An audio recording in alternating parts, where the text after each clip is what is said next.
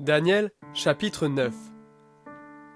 La première année de Darius, fils d'Assuérus, de la race des Mèdes, lequel était devenu roi du royaume des Chaldéens, la première année de son règne, moi, Daniel, je compris par les livres qu'il devait s'accomplir 70 ans pour les ruines de Jérusalem, d'après le nombre des années dont l'Éternel avait parlé au prophète Jérémie. Je tournai ma face vers le Seigneur Dieu, afin de recourir à la prière et aux supplications par le jeûne, le sac et la cendre. Je priai l'Éternel, mon Dieu, et lui fis cette confession. Ah Seigneur, Dieu grand et redoutable, toi qui gardes ton alliance et ta bienveillance envers ceux qui t'aiment et qui observent tes commandements. Nous avons péché, nous avons commis des fautes, nous avons été méchants et rebelles. Nous nous sommes détournés de tes commandements et de tes ordonnances. Nous n'avons pas écouté tes serviteurs, les prophètes, qui ont parlé en ton nom à nos rois, à nos princes, à nos pères et à tout le peuple du pays. À toi, Seigneur, la justice, et à nous la honte, comme en ce jour, aux hommes de Juda, aux habitants de Jérusalem et à tout Israël, à ceux qui sont près et à ceux qui sont loin, dans tous les pays où tu les as chassés à cause des infidélités dont ils se sont rendus coupables envers toi.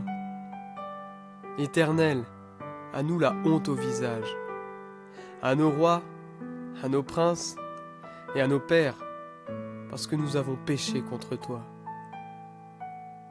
Auprès du Seigneur notre Dieu, la compassion et le pardon, car nous avons été rebelles envers lui. Nous n'avons pas écouté la voix de l'Éternel, notre Dieu, pour suivre ses lois qu'il avait mises devant nous par l'intermédiaire de ses serviteurs les prophètes. Tout Israël a transgressé ta loi et s'est écarté sans écouter ta voix. Alors se sont répandus sur nous les imprécations et les serments qui sont écrits dans la loi de Moïse, serviteur de Dieu, parce que nous avons péché contre Dieu. Il a accompli la parole qu'il avait prononcée contre nous et contre nos chefs qui nous ont gouvernés, en faisant venir sur nous un grand malheur. Et il n'en est jamais arrivé sous le ciel entier de semblable à celui qui est arrivé à Jérusalem. Comme cela est écrit dans la loi de Moïse, tout ce malheur est venu sur nous. Et nous n'avons pas imploré l'Éternel, notre Dieu. Nous ne nous sommes pas détournés de nos fautes. Nous n'avons pas discerné ta vérité.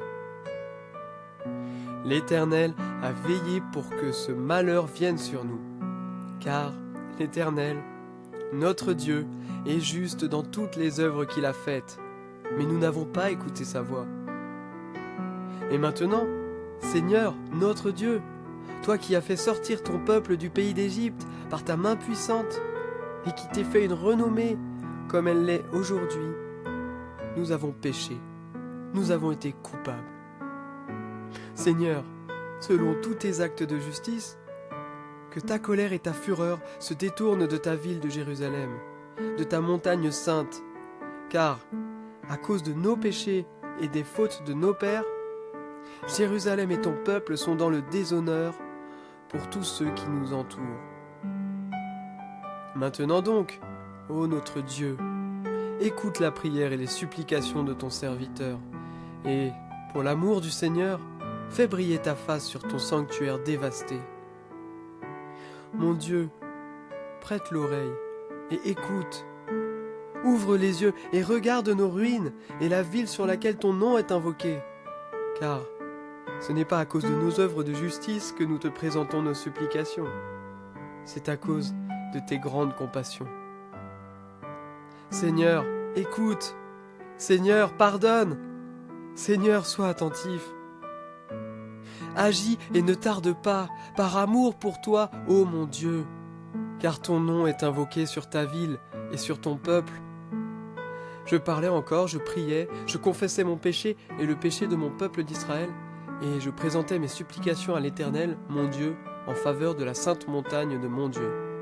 Je parlais encore dans ma prière quand Gabriel, l'homme que j'avais vu précédemment dans la vision, s'approcha de moi d'un vol rapide au moment de l'offrande du soir. Il m'instruisit et me parla.